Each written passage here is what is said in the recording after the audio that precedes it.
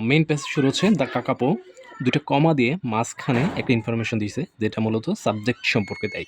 Cambridge প্যাসেজগুলোতে আপনারা যখন পড়বেন বুঝতে পারবেন, যারা পড়ছেন ইতিমধ্যে তারা জানেন। The kakapo, also known as the owl parrot, is large forest dwelling bird with a pale owl like face.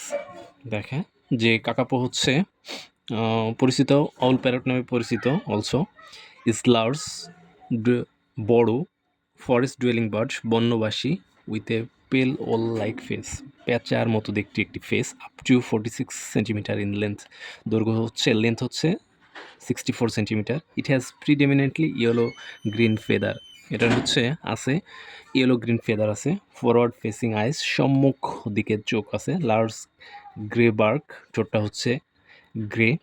Large blue feet, relatively short wings and tell.